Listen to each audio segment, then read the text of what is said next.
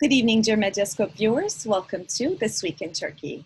This week, our guest is Max Hoffman. Mr. Hoffman is the Associate Director of National Security and International Policy at the Center for American Progress, focusing on Turkey and the Kurdish regions. We will be speaking about their recent report on Turkey's changing media landscape, as well as President Erdoğan's statements this week regarding the control and regulation of social media. But first, let's take a look at the coronavirus-related developments of the week. Health Minister Fahrettin Koca said on July 1st that nearly 54% of all coronavirus patients in the country are in Istanbul. Minister Koca also said that there had been decreasing trend in the average age of COVID-19 cases over the last month, with most cases occurring between the ages of 25 and 45. Koca stressed the idea that the virus had weakened and that its spread had slowed was misleading and lacked scientific evidence. On July 2nd, Minister Koca announced via his social media account that no new cases were confirmed in the southwestern city of Burdur and Gümüşhane in the Black Sea region. Koca further wrote that Istanbul, Ankara, Gaziantep, Konya, and Bursa were the 5 provinces in which the most cases have been detected. Meanwhile, Uludağ University has launched an investigation against Professor Kayhan Pala, following an interview where Professor Pala stated that the number of cases and fatalities in Bursa is higher than announced. Uludağ University is accusing him of misinforming the public and leading them to panic. Having specialized in public health, Professor Pala is also a member of the Turkish Medical Association COVID-19 monitoring group. As part of the reopening process, some movie theaters were allowed to start operations as of July 1st. Within the scope of the circular issued by the Culture and Tourism Ministry, movie theaters are allowed to continue their activities on condition that they comply with the measures taken by the Health Ministry and the Science Board. The Ministry of Culture and Tourism released a circular mandating all accommodation facilities with 50 rooms or more to receive a safe tourism certificate, which confirms that the facility abides by health and hygiene conditions determined by international certification organizations. The ministry said it would ensure continuity with monthly inspections. Also on July 1st, Turkish Airlines restarted international flights to Italy and Bulgaria. THY operated 2 flights, one from Milano to Istanbul and another from Rome to Istanbul. Flights also restarted to Sofia, the capital of Bulgaria. Yet, Turkey has been excluded from the safe list issued by the European Union. The EU gave approval on June 30th to leisure and business travel from 14 countries beyond its borders. Russia, Brazil, and United States, along with Turkey, are among countries whose containment of the virus is considered worse than that of the EU average, and so will have to wait at least 2 weeks. The bloc will carry out fortnightly reviews. Under the current rules, Turkish citizens cannot enter the EU unless they are close relatives of an EU citizen, long-term residents of the EU, or work in the healthcare sector. The Turkish Foreign Ministry on July 2nd called the bloc to correct the mistake as soon as possible. President Erdoğan has said that the government is working on a strong legal infrastructure to regulate social media. Erdoğan's comments came during a live stream video conference on June 26th with students ahead of the weekend's university entrance exam. It is my duty, as the president, to ensure that all citizens use social media in an effective and at the same time in a moral way, he said. As Erdoğan made his remarks, thousands of students logged onto the live stream chat and the video received over 368,000 dislikes, while the number of likes remained significantly lower with 107,000. Further, the students wrote that they would not give their votes for the AKP in the upcoming elections, posting the message of "Oy moy yok," no votes for you, on the live chat. After a while, the live chat option was disabled by Erdoğan's team. Students' criticism stemmed from the government's decision to bring forward nationwide university admission exams. Before the coronavirus pandemic, the date announced by the Student Selection and Placement Center for the exam was June 20 and 21. Following the pandemic, authorities said that the exam would be held on July 25 and 26. Another change was made on May 4th, with the final date determined as June 27 and 28, prompting the outrage of students. Further, on June 1st, Erdoğan stated that he sought to completely shut or tightly control social media platforms in Turkey. His comments came a day after his daughter, Esra Albayrak, was insulted on Twitter, for which one person has been arrested. Such platforms don't suit this country and our people. That's why we want these social media platforms completely shut or controlled after bringing the issue to our parliament, he said. We experienced similar attacks in the past. The fact that these social media platforms are uncontrolled have a role in the increase in these immoralities. Do you understand why we're against social media platforms such as YouTube, Twitter, and Netflix? To get rid of these immoralities. They are immoral, Erdoğan continued. Turkey's opposition leaders have responded to President Erdoğan's threat to shut down YouTube, Twitter, and Netflix with humorous posts. I would be really hurt if you would shut down Netflix without me watching the last season of Dark, Mr. Erdoğan, İYİ Party chair Akşener wrote on Twitter. In response to Akşener's tweet, main opposition Republican People's Party chairman Kemal Kılıçdaroğlu similarly voiced a humorous criticism of Erdoğan's remarks, writing, "Oh dear Miss Meral, Erdoğan would now give away spoilers out of his anger." Smiley face. HDP co-chair Pervin Buldan said, "We were waiting for the last season of La Casa de Papel." Moreover, on July 1st, the Radio and Television Supreme Council, the state's media regulator, ordered a 5-day blackout on two critical media networks, Halk TV and Tele1 TV. In the event that either channel receives a penalty from Rütük again, their licenses will be cancelled entirely. This evening, our guest is Max Hoffman. Mr. Hoffman is the Associate Director of National Security and International Policy at the Center for American Progress, focusing on Turkey and the Kurdish regions. Tonight, we'll be speaking about the recent report they published on Turkey's changing media landscape, as well as President Erdoğan's statements this week regarding the control and regulation of social media. Mr. Hoffman, thank you so much for joining us this evening. Oh, pleasure to be with you. Okay, so your report analyzes the Turkish population's media consumption practices in a media environment where the press is under strict government control and pressure. You've conducted the analysis in light of the polling firm Metropol's 2018 survey, which consisted of face-to-face interviews in 28 provinces. So in your opinion, what is the most striking finding of your research? Well, that's right. We've actually been doing polling and focus groups with Metropol for years now, for many years now. And several years ago in these focus groups, we detected that the mistrust in media seemed to be rising rapidly, even among conservative voters who supported the government. And so we did this polling with Metropol and some focus groups to better understand where people get their news in Turkey, how much they trust different outlets and different sources of news, and also how they view the government's role, controlling media, influencing media. And I'd say the biggest finding overall is that there is very little trust in the media these days in Turkey. We asked people if they thought media was mainly honest and truthful or mainly untrustworthy and biased. And 70% said that they found the media mainly biased or untrustworthy. Just 30% said they found them honest. And most remarkably, in my view, exactly half of AKP voters also shared the view that the media was mostly dishonest. And that was a pretty striking sign of this deep mistrust overall. The second major finding is sort of obvious maybe to many of us, but that people know the government controls much of the media environment. 56% overall said that the government controls the media, and including huge majorities of the opposition parties, a majority of the MHP, which is interesting. And even 1/3 of AKP voters think the media is controlled by the government. 2/3 of AKP voters feel it's mostly free. So most people in Turkey know that the government largely calls the shots on what gets covered and what doesn't.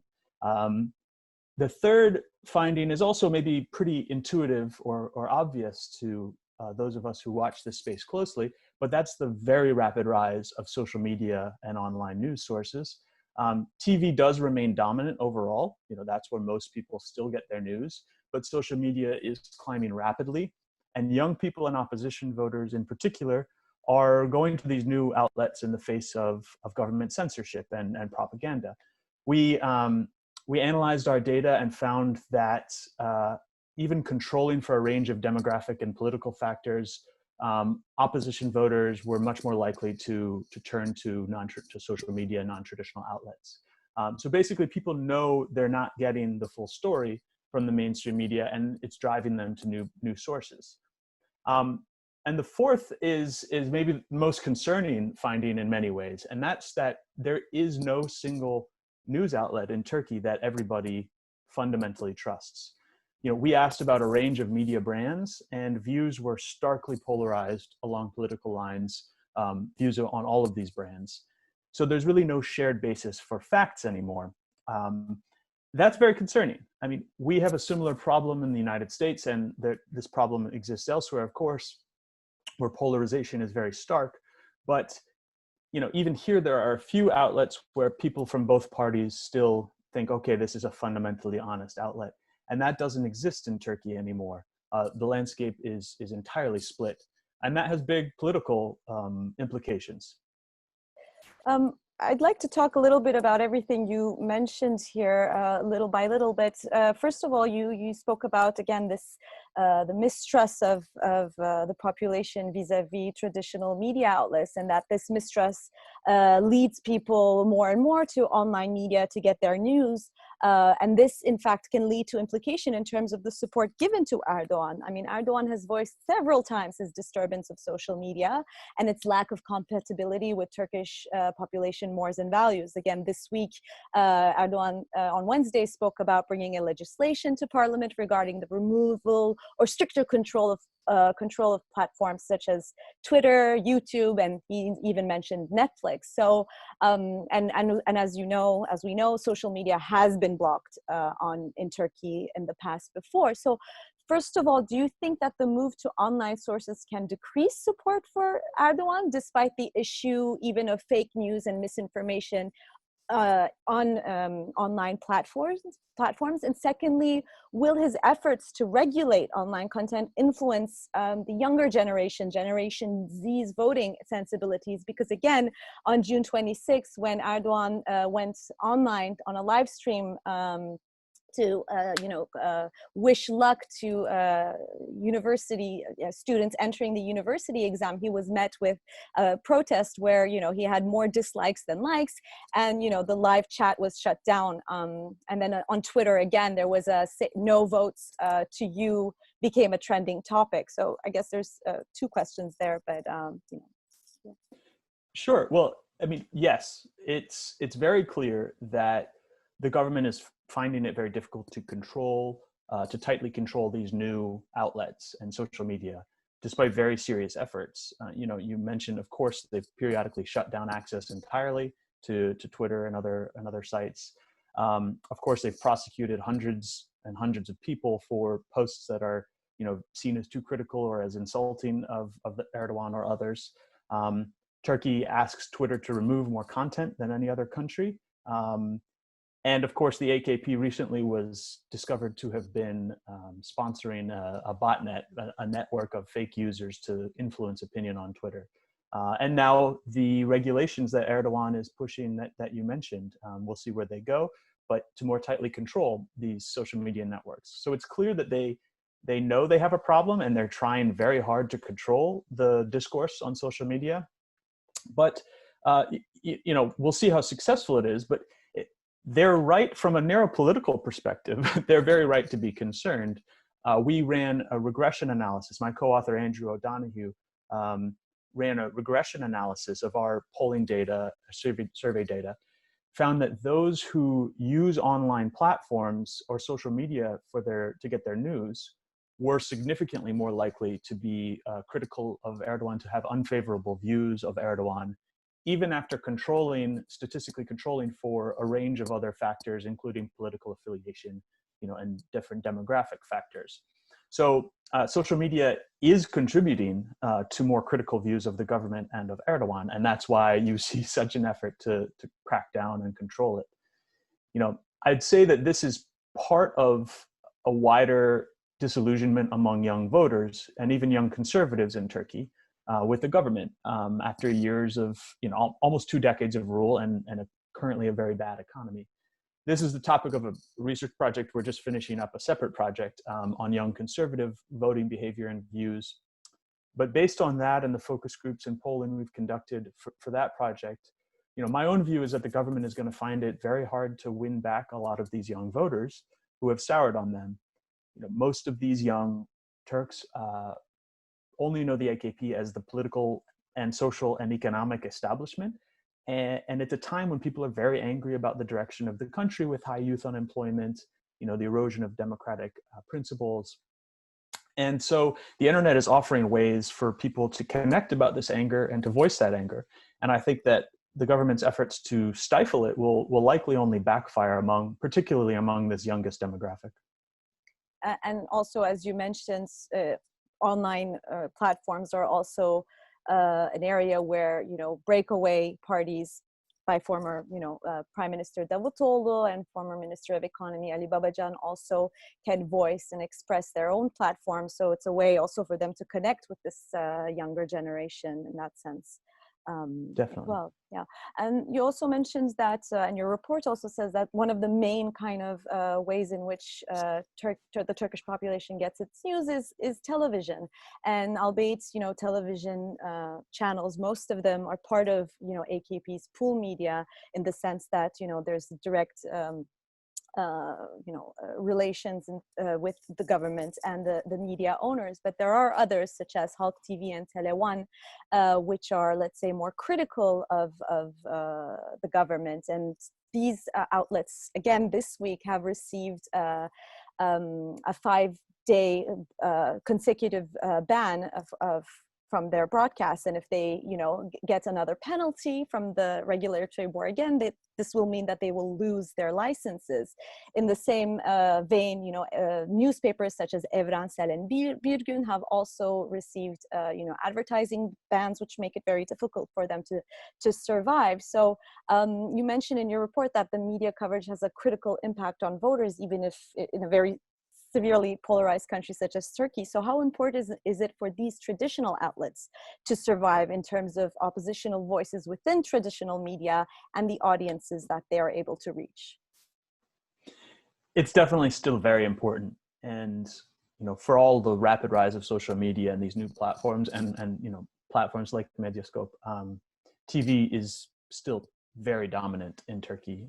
And so it's important that these opposition voices still carve out little niches in the mainstream media so that people who don't go on social media, who don't use the internet to get their news, still at least hear and see different political views and some critical views, even if it's severely limited. It's obviously much more difficult to maintain a mainstream outlet today in Turkey. They're much more expensive to run, and the government has many more tools at its disposal to limit or control those outlets. But that struggle, I think, is still very important. The research you mentioned is two Turkish professors, Ali Çarkoğlu and Kerem Yıldırım, have done great work on this, using survey data to show that how coverage sways voters. So, there's a reason the government is trying to control these outlets so tightly, because they really do have an effect. So they showed that if a newspaper gives favorable coverage to a certain party, it is statistically, quite relevant in potentially convincing a reader of that newspaper to switch their vote and vote for the party that received that favorable coverage. And I think we have to assume that television has a pretty similar effect on a much wider scale. So that was really useful research that we included in our study. And so there's good reason, the government is trying to control these outlets and get their message across and really stifle any opposition message or critical messages. Mr. Hoffman, in your report, you also speak about foreign agents spreading misinformation to the Turkish public as a result of the regression in Turkish media. Can you explain this further, perhaps in relation to national security issues? And in relation to that, for example, independent media outlets need funding support, yet foreign funding for journalism can be as you say, a double-edged sword. And, because this support can be attacked by domestic populists and nationalists who lash out at organizations with international funders. So how can the distinction between the two be made more clear? Right. And I hesitate to even talk about them together because it's really two issues. The first is foreign misinformation, really operations. And this is a problem that a lot of countries are dealing with, of course. Russia primarily has been the biggest sponsor of this kind of operation, but also China, Iran, the Gulf states have engaged in some of it. And this is where, the 2016 US election is, of course, the most pronounced example of it. But in Turkey, Sputnik, Turkey is an example of a state-sponsored, government-controlled news outlet that, because of the censorship, has really thrived, right? People know the mainstream media is heavily censored, and so they seek out these new outlets. One of them has been Sputnik, and the problem is it's Russian government controlled. It's designed to advance Moscow's goals, and they're clever in how they do it. Most of the coverage is basically normal news coverage that often isn't available elsewhere. But then they'll just slip in the odd item that is fake and is designed to benefit Russian interests. The best example of this that Sputnik did was after the Reina nightclub attack. They ran stories saying that one of the grenades used in the attack was provided by the CIA, could only be provided by the CIA. That was a fake story.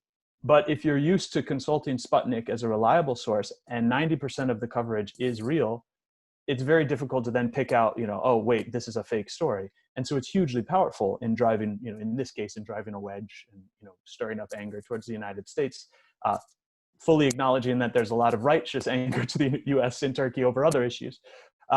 So dealing with that kind of fake news is very difficult while also allowing a free media to flourish. And the US and Europe and other places are dealing with a lot of the same problems. It's just exacerbated in Turkey because the mainstream press is so heavily controlled. So, on the other hand, the second question you raised about foreign funding for legitimate news outlets is more complicated because, in such a tightly controlled environment where it's very hard to find money or space to pursue fact-checking or independent journalism, outside support from institutions like the European Union or private foundations can be very beneficial and useful and allow people to do that kind of important journalism. Even if, critics or the government can sometimes use foreign sources of funding to try to vilify those operations. I think it's just really important to be entirely transparent with those operations on both sides, right? The funder has to be transparent and the news operation has to say, yes, we have a EU grant to do this research, but the research is real. Here's how we go about our business. And hope that viewers can think critically and see, okay, this is legitimate. But it's a struggle in Turkey. It's a struggle in many other places, and there's no sort of simple answer to it. Mr. Hoffman, how do you evaluate the news coming out of Turkey during the coronavirus pandemic? I mean, recently, even Amnesty International has released a statement saying that the Turkish government has used the pandemic to further stifle freedom of expression. There have been 400 people detained for COVID-19 comments online. How do you see the general picture here? It's a major concern in Turkey and elsewhere. I mean, in the US, the news coverage of COVID and coronavirus has been all over the place. Fox News here has, I know Fox News in Turkey is very different, but Fox News here has downplayed the pandemic. So it's not just Turkey, but I think that, Democrats and those committed to democracy everywhere have to be a little concerned about authoritarian governments in many countries who are trying to stifle critical coverage around coronavirus, who are trying to manage propaganda, who are in many cases altering or falsifying official statistics. That's hugely concerning. And then also, really trailblazed by China, but adopted elsewhere too, there are these new surveillance tools that are being rolled out and justified as a way to monitor COVID, perfectly legitimate to try and monitor the spread of this virus, but hugely dangerous if these new surveillance networks become permanent, right? And are just used to monitor and control the population and people's movements and things like that, which is certainly the case in China and is something that, we should all watch out for elsewhere. Lastly, I mean, despite all these obstacles, obviously there are lots of journalists and media organizations fighting for press freedom in Turkey. So, which you also mentioned in your report. So how hopeful are you for press freedom in Turkey? It's a very difficult period, of course, but I first went to Turkey to study press freedom in 2012. And I remember how, being struck by how dedicated and professional and passionate many journalists and editors were. And even then under severe pressure, and that pressure has only intensified since then. And it's a very, dark period for freedom of expression in Turkey and in many, many other countries. But I still see, Medyascope is another example, but there are still a lot of people working very hard to try and find the truth and get the truth out there to the public. And I think Turkish society is simply, too sophisticated, too diverse, too big to be silenced. So I think there's still reason long-term for hope, even though it's a very, very difficult period. Max Hoffman, thank you so much for joining us this evening. Thanks, Shirin. Good to be with you. The government has officially halted the activities of Istanbul's Şehir University, founded by former Prime Minister Ahmet Davutoğlu, in a decision that was published in the official gazette on June 30th. The presidential order read, "The results of the inspections revealed that the university will not be able to continue its educational activities with its current assets." The university was established in 2008 by the Foundation for Sciences and Arts, whose founders included former Prime Minister and close ally of Erdoğan, Ahmet Davutoğlu. Davutoğlu resigned from the Justice and Development Party to establish his own Future Party in December 2019. Erdoğan gave an inaugural speech at the university's opening ceremony in 2010, 2 years after its foundation, declaring his support to Şehir as it tried to become a scientific organization that would be respected internationally. In a press conference, Davutoğlu slammed the move, saying, "It is President Erdoğan who today seized the university, struck a blow to education life, withholds money from universities, but spends it for football clubs and construction companies, stops at nothing for his political ambition and revenge, and who personally put his signature on this presidential decision. Nothing is over yet. Everything is just about to start." The Higher Education Board announced that the university's students will be transferred to Marmara University, which was designated in December as the former's guarantor institution, with YÖK citing the university's financial situation as the reason of this transfer. A court last year ordered a freeze on Şehir University's assets after state-owned Halkbank asked for an arrestment of funds based on its concern that the university would not be able to pay back the $70 million credit it had taken from them. But for many, the issue is beyond the financial concern and stems from the fallout between Erdoğan and Davutoğlu. According to journalist and Medyascope contributor Levent Gültekin, the revolution devours its children. Şehir University was an important value for the Islamic community. I am talking about Islamists in general, and not the universities founded by Fethullah Gülen. Ahmet Davutoğlu himself was the brightest, the most loved and respected academic of the Islamists. Along with Mustafa Özel, they worked really hard for the Foundation for Sciences and Arts. They are educating the youth for the future, and now their own party is blocking their activities. There is an emotional destruction here, but we can talk about whether this aspect affects the AKP voters. There is also a state of shock and confusion. The government has turned into an entity which destroys its own endeavors, its own labor. So you start your journey with this government, but then when your relations sour, you also become a loser. Davutoğlu signed a decree which led to the suspension of thousands of peace academics. When you do such a thing, you yourself prepare the grounds on which it has become possible for Şehir University to be shut down.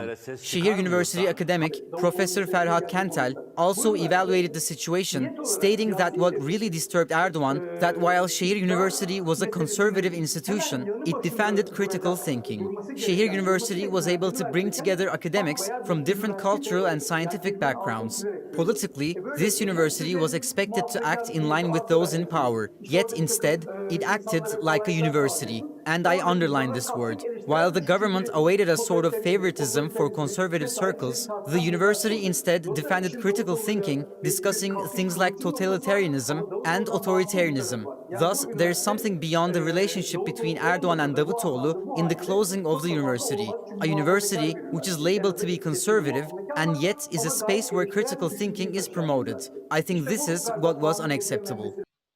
Lawyers gathered in front of the Çağlayan courthouse in Istanbul on June 30th to protest a draft bill submitted to Parliament by the ruling Justice and Development Party.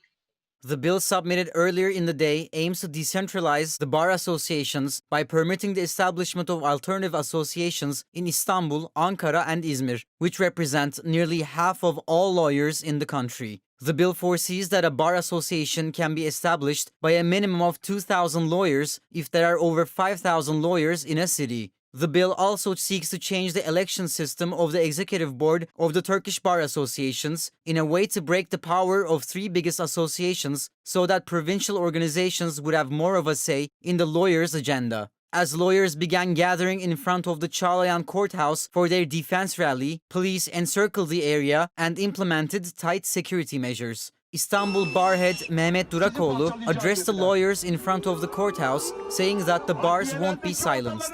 The lawyers also called on Union of Turkish Bar Associations head Metin Feyzioğlu to resign. Feyzioğlu, in his defense, said that he also opposes the bill, but has to stand close to President Erdoğan to defend the rights of the lawyers. The AKP's move is slammed for trying to increase pro-government influence in bar associations. Lawyer Fikret İlkiz spoke to Medyascope news anchor Burak Tatari regarding the submitted draft on multiple bar associations and what it could lead if passed. İlkiz stated, they want to make all independent and autonomous administrative authorities in the country part of the system, which is under the authority of the presidency.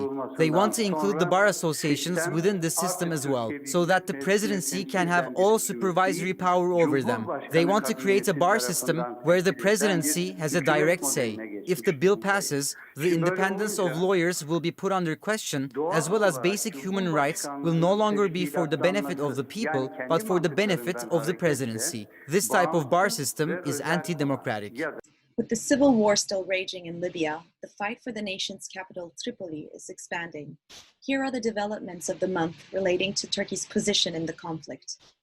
The UN and Turkey-backed Government of National Accord Forces, led by Prime Minister Fayez al-Sarraj, have changed the balances in the field through Turkey's military support and accomplished to draw the Libyan National Army forces, led by Khalifa Haftar, away from Libya's capital, Tripoli. The Government of National Accord has announced on June 4th that they have established control over Tripoli by regaining control of the Tripoli International Airport after the city had been under attack by the Haftar powers for over a year. The Turkish military support played a critical role in driving the Russian-backed Haftar forces away from Tripoli. On the same day, al-Sarraj had a meeting with President Erdoğan in the Turkish capital Ankara, where they laid the foundations of Ankara and Tripoli's future allyship, both in the military field and on the process of ceasefire. On June 17th, the Minister of Foreign Affairs Mevlut Çavuşoğlu, the Minister of Finance and Treasury Berat Albayrak, the presidential spokesperson İbrahim Kalın, and the head of Turkey's National Intelligence Organization Hakan Fidan led a high-level delegation to Tripoli to meet with the Government of National Accord. The outcome of this meeting was very crucial as it refers to a new diplomatic effort that is underway. Turkey is planning to carry the fulfilled military cooperation with the GNA to the economic field. Yörük Işık spoke to Medyascope editor Işın Eliçin and evaluated the deeper effects and intentions of this high-level delegation-led trip. Işık stated, the pivot point of this trip to Tripoli, besides the participation of the high-level delegation of government officials, is that there were also businessmen of great importance present in the trip and were signing contracts. Regarding the general intentions of Turkey in the area, Işık commented, for Turkey, the answer to the question of after what accomplishment are we going to count ourselves victorious is ambiguous, and so are our objectives. However, this trip to Tripoli symbolizes our step taken towards economic negotiations far beyond the mere militaristic allyship. However, the current situation back in the battlefield seems to come to a dead end as the conflict moves further east to the Sirte city of Libya. It seems like the factor that determines the new balance system will be on who has the hold on Sirte. Lastly, on June 22nd, French President Emmanuel Macron criticized Turkey's role in Libya in a press conference with Tunisian President Kais Saied in Paris, stating, I already had the opportunity to say very clearly to President Erdoğan that I consider Turkey is playing a dangerous game in Libya today and going against the commitments made at the Berlin conference. We will not tolerate the role Turkey is playing in Libya, said President Macron. Following Macron's statements, Turkey slammed the French president over his accusatory remarks. Hami Aksoy, the spokesperson of the Foreign Ministry, stated the following on June 23rd. French President Macron's description of the support of our country is pledging to the legitimate government of Libya in line with the relevant UN resolutions as a dangerous game can only be explained as the eclipse of reason. July 2nd marked the 27th anniversary of the Sivas Massacre, which claimed the lives of 35 people at the Madımak Hotel. On July 2nd, 1993, 37 people, including 33 artists and writers, 2 hotel workers, and 2 attackers, lost their lives as Madımak Hotel was set on fire. 33 intellectuals, artists, and writers were in the central Anatolian province of Sivas, participating in a conference organized by the Pir Sultan Abdal Culture Foundation, an Alevi organization. Thousands of Sunni locals, after attending Friday prayers in a nearby mosque, marched to the hotel where the event was taking place, breaking through the police barricades that surrounded the hotel and set the building on fire. The event came at a time when writer Aziz Nesin, who was among the guests, had become a public target for translating Salman Rushdie's The Satanic Verses into Turkish. The fire claimed the lives of 37 people. Among those killed in the Madımak Hotel arson attack were poets Metin Altıok, Behçet Aysan and Uğur Kaynar, writer Asım Bezirci, and Dutch anthropologist Karina Kuana, as well as popular Alevi musicians Muhlis Akarsu and Nesimi Çimen. Nesin was rescued by firefighters, but was beaten by them as he was rescued from the burning hotel. The response from the security forces at the time and afterwards was weak. The assault took place over 8 hours without any intervention by the police, military, or fire department. Alevis and most intellectuals in Turkey argue that the incident was triggered by the local government, as flyers and leaflets were published and given out for days before the incident. The Turkish government refers to the incident as an attack on the intellectuals, but refuses to see it as an incident directed towards Alevis. Most recently, President Erdoğan pardoned a man convicted of taking part in the massacre. The event was seen as a major assault on free speech and human rights in Turkey, and significantly deepened the rift between religious and secular segments of the society. The hotel building, which became a symbol of discrimination faced by Turkey's Alevi population, was expropriated in 2010 and turned into a science museum. The families of many of those who died in 1993 have demanded for it to be turned into a museum of shame. That's all from This Week in Turkey. See you next Friday at 9 p.m. Good night.